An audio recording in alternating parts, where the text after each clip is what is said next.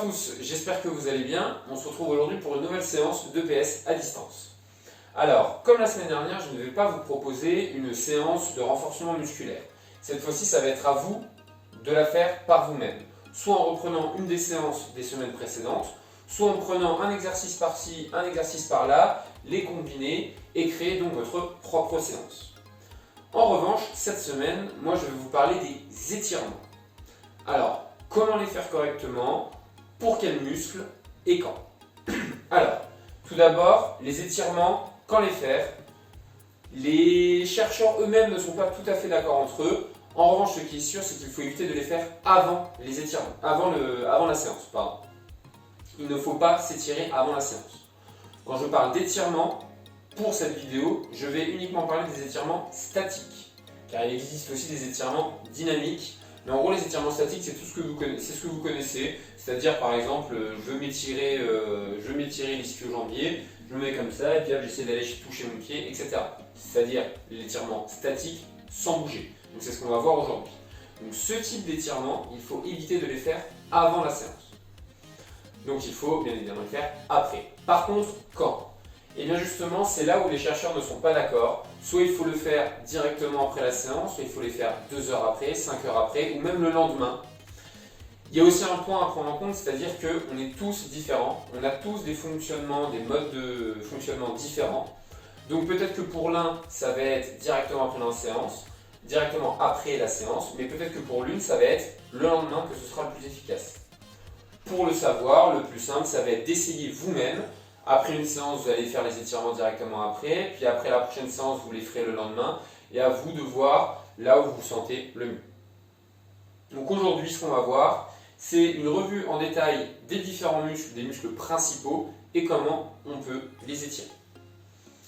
Par contre, aujourd'hui, on parle d'étirement et non pas d'échauffement. Je m'explique. En cours, ce qu'on fait très souvent, c'est l'échauffement articulaire. Là, on va parler d'étirement. On n'étire pas une articulation, mais on étire un muscle. Je m'explique. La semaine dernière, pendant la séance de proprioception, nous avons travaillé la proprioception de la cheville. La cheville, c'est toute cette zone qui permet à mon pied de bouger indépendamment de ma jambe. Ça, on va l'échauffer. En revanche, quand on va étirer, on ne va pas étirer la cheville. Par contre, si jamais il y a un muscle de la cheville en particulier qu'on souhaite étirer, là, on pourra le faire. On étire un muscle alors qu'on échauffe une articulation. C'est une différence très importante à faire. Ok ?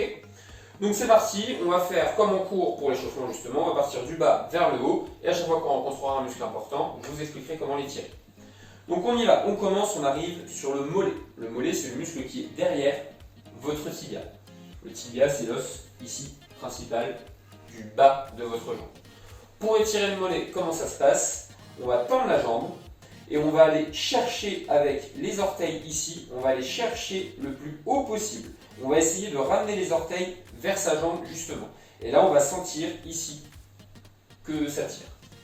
On fait ça 20 à 30 secondes. Les étirements, très souvent, c'est ça. C'est entre 20 et 30 secondes. Puis, on passe à l'autre jambe. Okay, et on fait pareil, les orteils qui vont aller chercher le plus possible vers la jambe pour que ça tire. Voilà pour le mollet. Ensuite, on continue de monter et on arrive à la cuisse. Alors, la cuisse, il va y avoir 3 groupes musculaires importants à étirer. Premièrement, le quadriceps. C'est le gros muscle là qui est devant votre cuisse. Lui, normalement, vous savez comment l'étirer. On prend la jambe, on la tire vers l'arrière. C'est ça. Sauf que parfois, on peut mal le faire. Alors, je m'explique. Des fois, vous allez faire comme ça. Vous allez être amené à tirer, puis à écarter votre jambe. Là, le problème, c'est qu'en l'écartant, vous allez moins étirer le quadriceps et vous allez plus étirer l'adducteur. Alors que ce n'est pas ce qu'on veut. Du coup, pour faire un étirement correct du quadriceps, on va coller sa jambe contre l'autre. On va bien bomber le torse et amener le muscle vers l'arrière. Et une fois qu'on sent que ça tire, on ne bouge plus. 20 à 30 secondes. Et après, on fait pareil avec l'autre. On colle bien la jambe. On l'amène vers l'arrière, on bombe le torse et on étire. Alors, une chose très importante quand on s'étire, il ne faut pas aller jusqu'à un seuil de douleur. C'est bien, je prends ma jambe, je l'étire et dès que je sens qu'il y a une résistance, que ça tire un tout petit peu, là je m'arrête, je reste dans cette position, puis je repose délicatement. Voilà. L'étirement, ce n'est pas censé faire mal. D'accord? On sent que ça tire, mais c'est tout, pas plus. Ensuite, derrière, à l'opposé du quadriceps, donc derrière la jambe, il y a un muscle avec un nom un peu barbare, l'ischio-jambier. Alors ça, pour les tirer, très souvent, on fait comme ça. On essaie d'aller toucher ses pieds, et puis là, on sent que ça tire derrière. Le problème avec cet étirement, c'est qu'on est plus sur les lombaires que sur les ischio-jambiers. Donc pour les étirer correctement, vous allez avoir besoin d'un support légèrement surélevé, où vous allez poser votre talon dessus, on tend la jambe, on garde le dos bien droit, et on essaye d'aller toucher la pointe de ses pieds avec le dos bien droit. D'accord? On peut avoir de ça, ok, bien le dos droit, et on y va. Pareil, la pointe de pied, elle va vers le haut. Ok, là, ma pointe de pied, elle est vers le haut. Je ne veux pas avoir de pointe de pied comme ça, puisque là, encore une fois, en tournant, vous allez vous retrouver sur l'adducteur et non plus sur l'ischio-jambier. Donc, la pointe de pied bien haute, la jambe tendue, le dos droit, et on essaie d'aller toucher son pied. Alors, il y en a certains qui vont réussir à le toucher, qui vont même réussir à mettre la main derrière le pied. Il y en a d'autres, comme moi, pas très souples, qui arriveront à avancer comme ils peuvent, et c'est déjà très bien. Le but, vraiment, c'est qu'on sente que ça tire. Comme je vous l'ai dit en vidéo, on a tous des besoins particuliers, des fonctionnements particuliers, donc on a aussi tous une souplesse différente. Et après, donc on fait pareil avec l'autre jambe, tendue, le pied vers le haut, et on essaye d'aller toucher les bouts de ses pieds. Voilà. Dernier muscle des cuisses, ceux qui sont à l'intérieur, et dont je vous ai parlé lors des 2 précédents étirements, les adducteurs. Alors, eux, pour les étirer, on a l'habitude de faire le grand écart comme ça, et puis d'attendre, une fois que ça tire, hop, on ne bouge plus. Alors, le souci, pour les gens qui sont souples, qui arrivent presque à les toucher par terre, il n'y a pas de problème. Par contre, pour les gens un peu plus raides, ça peut poser un problème, parce que quand vous étirez à fond, une fois que ça tire, vous êtes quasiment au maximum, il suffit que votre pied glisse, et là, ça va tirer un grand coup sur votre muscle qui est déjà étiré, et du coup, ça va amener une blessure. Et de même, après, là, pour vous relever, si jamais vous arrivez à aller un peu plus loin, parce qu'avec l'étirement, ça va, donc le muscle va s'allonger, vous allez réussir à aller un peu plus loin. Pour vous relever, comment vous faites? Et bien, vous allez très souvent mettre un gros à-coup pour vous redresser. Et là, pareil, solliciter un muscle qui est en train de s'étirer, c'est vraiment pas une bonne idée. Donc, ce qu'on va faire, on va les faire l'un après l'autre. On écarte les pieds un peu plus que la largeur de bassin, puis on va venir se coucher sur une jambe, s'appuyer sur une jambe, pour tendre l'autre. Et là, on va sentir ici qu'à l'intérieur, ça tire. Et là, on fait pareil avec l'autre adducteur. Pareil, les pieds sont bien parallèles et vers l'avant. Je ne veux pas avoir de pieds vers le côté comme ça. Parce que si je fais ça, là, je ne suis plus sur l'adducteur, je suis sur de nouveau l'ischio-jambier qu'on a vu précédemment. D'accord? Donc, les pieds bien parallèles, et on y va, un côté et puis l'autre. Voilà pour le bas du corps. Maintenant, on va arriver sur le plus gros, on va dire, le dos et toute cette ceinture abdominale. La grande différence qu'il va y avoir avec le dos et la ceinture abdominale par rapport aux autres muscles, c'est que ici, vous bougez autour de 3 axes en 3 dimensions, on va dire. Par exemple, si je prends la comparaison avec le quadriceps, il vous sert simplement, entre guillemets, à aller vers l'avant et vers l'arrière avec votre jambe. C'est pas lui, là vous ne le mobilisez pas quand vous allez à gauche, à droite. Alors qu'avec la ceinture abdominale et le dos, vous pouvez aller sur les côtés, vous pouvez aller en avant, en arrière, et vous pouvez même vous tourner sur vous-même. Donc il va y avoir 3 axes, si je veux schématiser, il y a 3 axes de déplacement avec 2 directions chacun. Ce qui va nous donner donc 3 étirements différents. D'accord? Un étirement par axe. Donc le premier axe qui me permet de bouger en avant et en arrière. Donc pour s'étirer vers l'avant, en effet, on peut tout simplement se laisser pencher, on laisse tomber les bras, on se détend et on attend un peu que ça tire ici, tranquillement, 20 à 30 secondes. Mais il va aussi falloir le faire dans l'autre sens. Alors on ne va pas le faire debout parce que là sinon on peut tomber à la renverse et se faire mal. Pour faire dans l'autre sens, on va se mettre à plat ventre et on va redresser légèrement le buste.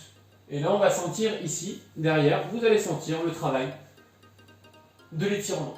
Voilà, et on reste comme ça 20 à 30 secondes. Donc là, on a vu les 2 étirements vers l'avant, vers l'arrière. Maintenant, les étirements qui nous permettent d'aller sur les côtés.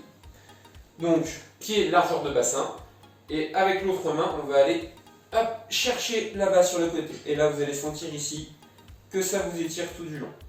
Donc ici, 20 à 30 secondes. on se redresse doucement, toujours doucement les étirements, et ensuite on va de l'autre côté. Voilà pour l'axe qui est de l'avant vers l'arrière, on tourne autour. Et enfin l'axe vertical, où on tourne sur nous-mêmes, et bien toujours pareil, pied largeur de bassin, on va pivoter, vous allez vous bloquer contre le mur là par exemple, dès que vous sentez que ça tire, et on attend 20 à 30 secondes. On revient doucement, et on retourne encore une fois, et on attend 20 à 30 secondes. Et là vous avez étiré correctement votre dos. Donc il y a 3 axes de déplacement avec son dos, 2 directions chacun, donc ça fait en tout 6 étirements à faire, les 6 que je viens de vous montrer. On continue de remonter, on arrive aux pectoraux. On travaille notamment lorsque l'on fait les exercices de pompe. Pour cela, pareil, contre un mur, bras à l'horizontale. Alors, normalement c'est face contre le mur. Donc il va falloir avoir le bras à l'horizontale et se tourner d'un côté pour pouvoir étirer ici tout le pectoral. Alors je vous montre de dos. Ici j'ai mon bras bien à l'horizontale, pas comme ça, pas comme ça. Le bras à l'horizontale et je me tourne pour étirer.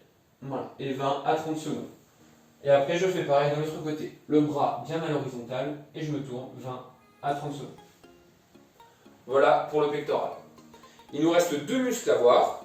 Les muscles du bras, le biceps, le triceps. Alors on va commencer par le triceps, qu'on travaille notamment quand on fait les dips, ou alors l'exercice aussi contre le mur que je vous avais montré, où on se poussait et on revenait. Pour les triceps, avec votre main, vous allez aller attraper l'épaule de l'autre côté, puis on saisit son coude et on tire vers là-bas. Voilà. Et là, vous voyez, là, j'exagère un peu le mouvement, donc j'attrape et je tire vers là. Et là, je vais sentir qu'en tirant, ici, ça s'étire, c'est mon triceps qui s'étire. Après, on fait pareil avec l'autre main. Donc, avec ma main droite, je vais attraper, je vais attraper mon épaule gauche, je saisis mon coude et je tire. Et en gros, si on me voit de dos, ça donne ça. Là, j'ai attrapé mon épaule et je tire. Voilà. 20 à 30 secondes, toujours pareil. Et là, vous avez étiré vos triceps. Pour terminer le biceps, alors, on va tendre le bras, on va attraper sa paume de main et on va l'amener vers le bas. Voilà. Et là, ça va étirer. Ici, vous allez sentir là, tout ici, l'étirement tout du long. Et donc, ça va étirer votre biceps. Et donc là, pareil, 20 à 30 secondes d'un côté, puis de l'autre. Si jamais vous êtes suffisamment souple, vous pouvez le faire aussi contre le mur. D'accord ? Vous mettez contre le mur, vous tirez, et là, vous allez sentir ici un étirement. Voilà. Donc là pour cette vidéo, vous avez vu, je vous ai montré les étirements des principaux muscles que vous allez solliciter lors de vos séances de musculation. À vous donc de vous étirer soit juste après, soit 2 heures, soit 5 heures, soit même le lendemain.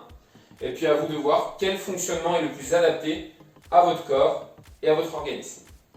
Voilà, j'espère que cette vidéo vous a plu, que vous aurez appris quelque chose. Bonne séance, bonne semaine et à la semaine prochaine.